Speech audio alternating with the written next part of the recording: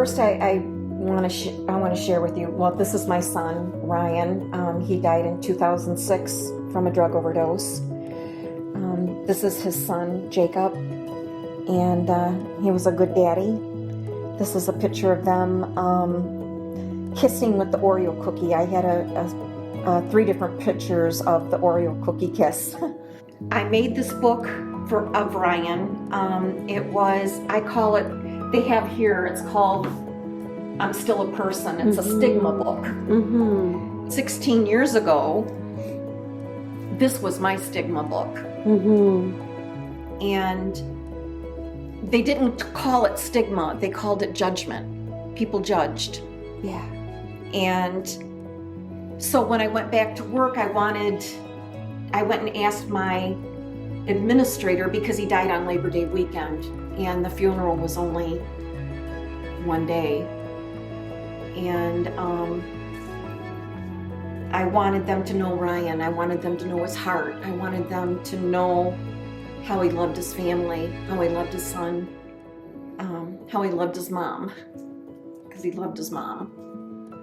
Just wanted to share his life with people, because people do judge and they don't understand the person behind the struggle.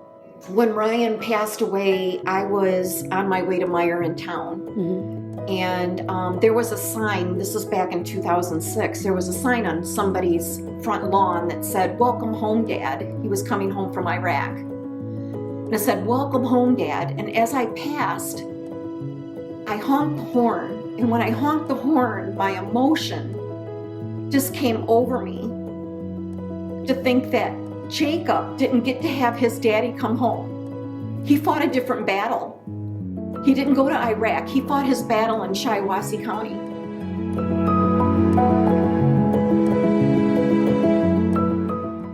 My son had in his book, it talked about his smile. He hid behind that smile and he had a lot of pain. A lot of pain in his heart. And we self-medicate. He ended up dying of an overdose of fentanyl. We got a phone call August 31st, 2006 from the hospital saying that our son was on life support and that we needed to get to the hospital. And when we got there, we didn't know, but Ryan chose to be a donor. And that was the compassion of my son. And when we went to go sign the papers for our son to be a donor, I remember they wanted our signature and I signed it Mom. I was Mom. Didn't sign it Diane Johnson, but I signed it Mom. And that was his heart. I said he gave away his tender heart. He gave away his tender heart.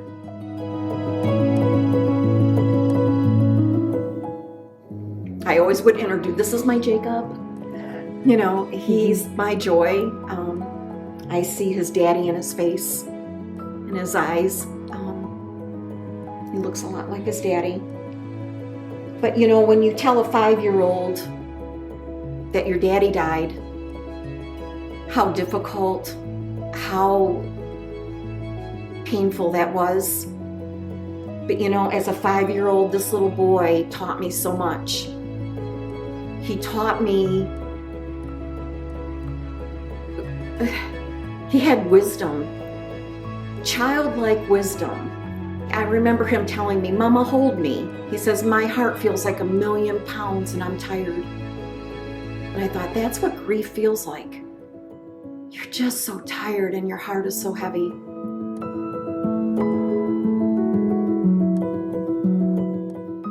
My son died of a prescription drug, fentanyl, back in 2006 that was sold on the streets. Now they have fentanyl, rainbow fentanyl. It looks like sweet tarts. How are we going to save our children? We need to know. We need to educate ourselves. When I retired, I told myself I had to retire. I told myself I'm 65 years old and I need to retire because I'm getting older and I need to do this. I need to speak out. I need to be Ryan's voice. I need to be his voice and to be able to speak and try to let them know that, there's so many resources out there today compared to what it was when my son was in the battlefield. There's Families Against Narcotics, there's peer recovery coaches, there's family recovery coaches, there's just, that's one of them. It's just Families Against Narcotics. There's so many people rising up. People are rising up right now to help save our kids. We've got to do something. We really need to come together as a community to help save our children, to educate our children, not to say no. Back then they used to have the DARE program. It would say no to drugs. We need to know about drugs. They need to know. We're not an island. We can't do it by ourselves. We need each other. So don't ever give up. Don't ever give up. Keep hoping.